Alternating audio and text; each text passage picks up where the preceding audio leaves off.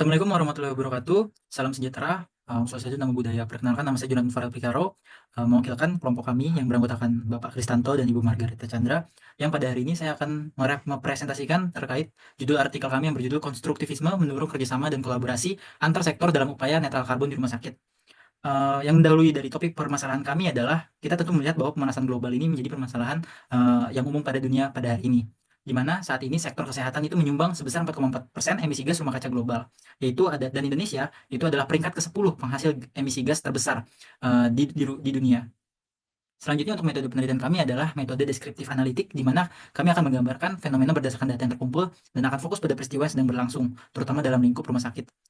Pada kenyataannya di lapangan, sebesar 25,4% itu adalah pertumbuhan dari rumah sakit di Indonesia yang terjadi pada tahun 2015 hingga 2021. Dan pada data tahun 2021, rumah sakit menyumbangkan sampah sebesar 382 ton atau limbah harian sebesar 382 ton. Dan juga rumah sakit ini menyumbangkan konsumsi energi sebesar 225 kWh per meter persegi. Untuk isu yang kami angkat adalah rumah sakit ini ikut berkontribusi berdasarkan data yang di atas terhadap pemanasan global akibat limbah dan juga konsumsi energinya yang tinggi. Selanjutnya kami menawarkan teori konstruktivisme sebagai solusi, di mana sebagai bahan dasar untuk menyelesaikan permasalahan dari rumah sakit yang menyumbangkan emisi karbon di Indonesia. Untuk rumah sakit ini merupakan fasilitas pelayanan kesehatan yang memiliki peran untuk mendukung keberlanjutan lingkungan. Namun emisi karbon ini juga dihasilkan dari operasional rumah sakit yang berkontribusi secara signifikan terhadap perubahan iklim.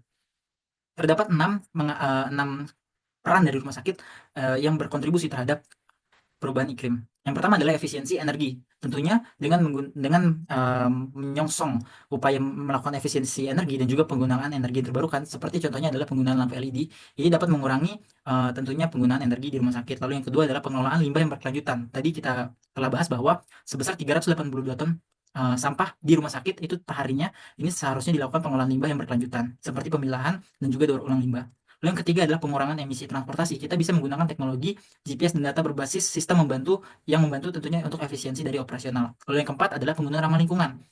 Semakin meningkatnya pembangunan dari rumah sakit, tentunya kita harus memperhatikan juga material-material yang mendukung terkait ramah lingkungan. Contohnya adalah bahan bangunan yang dapat didaur ulang, biodegradable, dan juga beton yang rendah karbon.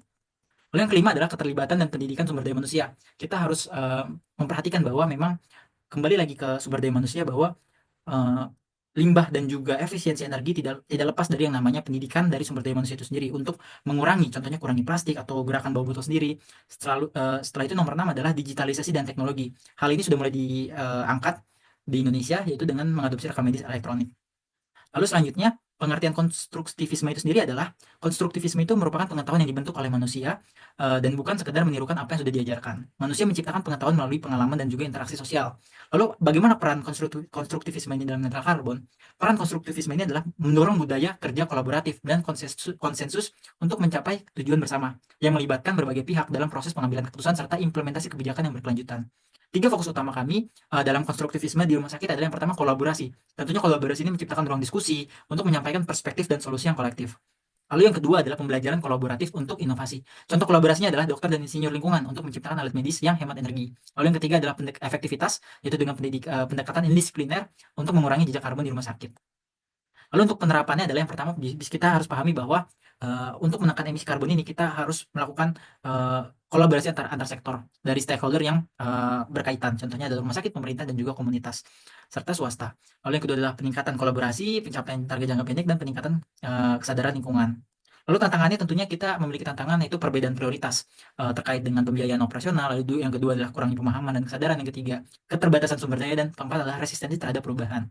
Sehingga dapat disimpulkan bahwa teori konstruktivisme ini memiliki potensi besar untuk mendorong kerjasama dan kolaborasi antar sektor dalam upaya menciptakan netral karbon di rumah sakit, dengan prinsip bahwa pengetahuan dibangun melalui pengalaman dan interaksi sosial. Pendekatan ini mampu menciptakan budaya kerja yang inklusif dan berbasis konsensus. Dalam hal ini, rumah sakit konstruktivisme itu memungkinkan pembentukan pemahaman, peningkatan kolaborasi, serta implementasi strategi jangka pendek, seperti efisiensi energi.